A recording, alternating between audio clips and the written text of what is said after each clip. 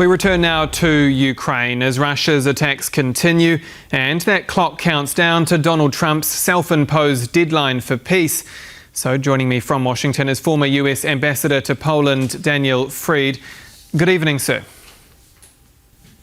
Dobry wieczór. Good evening. So more air assaults from Moscow today. Does Donald Trump's 50-day deadline, now 48 days, does it simply give Russia the chance to wear Ukraine down? I've heard that theory, but I don't entirely share it. It's critical that the arms for Ukraine move now and that they move steadily.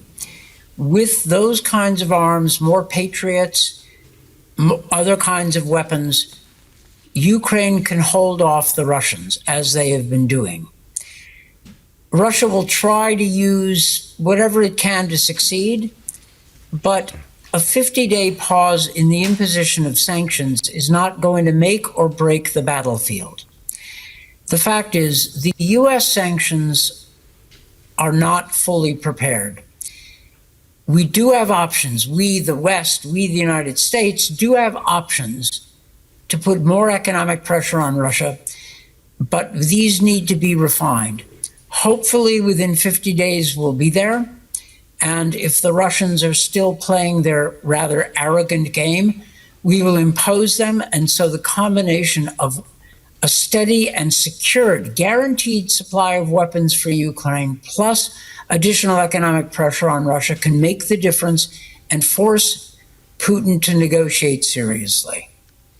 Why do you think some of those sanctions aren't prepared? Some people will say, well, look, it's more than 3 years into the invasion and 6 months into Donald Trump's term. The Biden administration was slow to go after Russian oil sales because they didn't want to suddenly spook world markets and have oil prices shoot up. So I think this was wrong on their part, but there it is.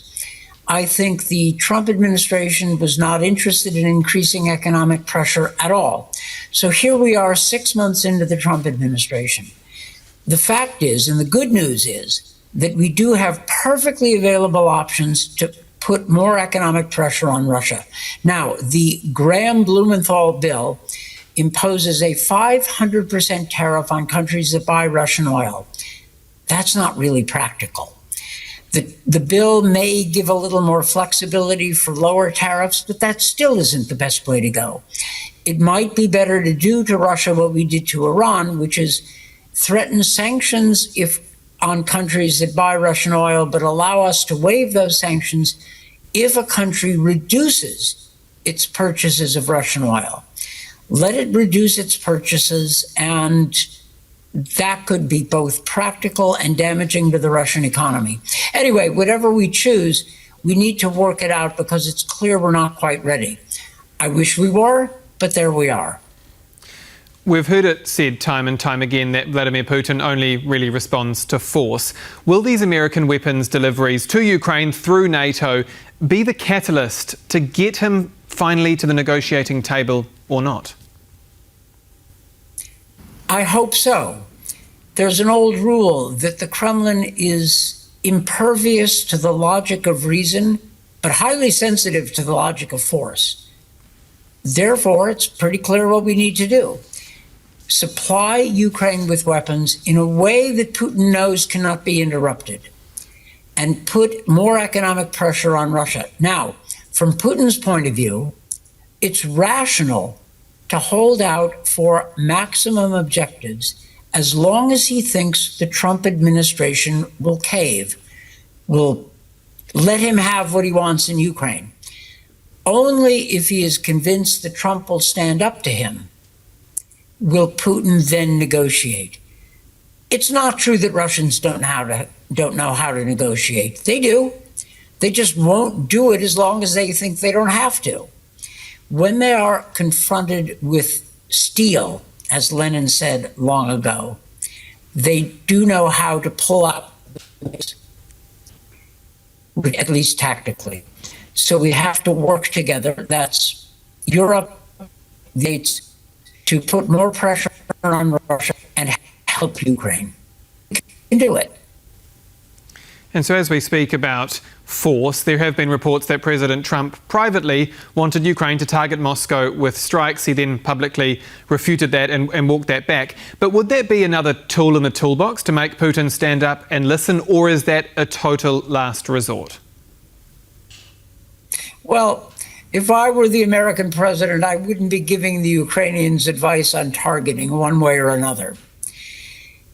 I think it's possible that Trump did suggest this, and then he walked it back in public because he realized it might generate, some opposition. I don't think any of this matters. I think the Russians will respond if the Americans make it clear that this administration, the Trump administration, is going to do what it needs to help Ukraine succeed. And by succeed, I mean a ceasefire roughly in place and security for Ukraine, so that 80% of Ukraine, 80% of Ukraine, the unoccupied, the free part, becomes in effect the West Germany of this century. And that worked out pretty well for Germany in the end, and pretty poorly for the Soviet Union. We need to back Ukraine. We need to mean it. And if we do, then Putin's attempt to reassemble the empire will fail. And that'll be good for everybody except Vladimir Putin. I'm interested in your view on really seeing the Russian markets performing positively since President Trump's warning of those 100% tariffs in 50 days. What does that show? Does that show his threats are falling on deaf ears? Well, I think the Russians thought that Trump would impose or announce new economic measures against Russia right now.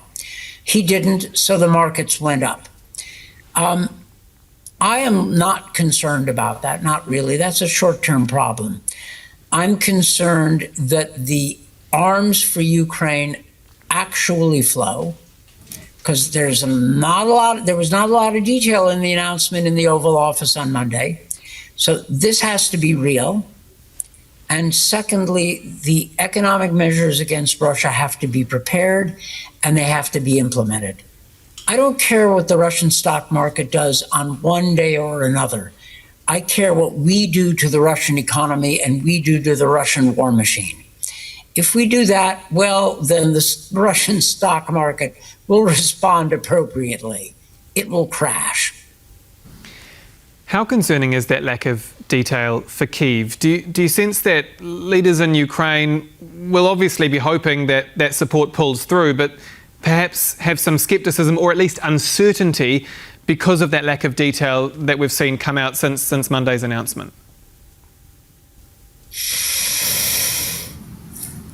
The Ukrainians would not be human if they weren't concerned.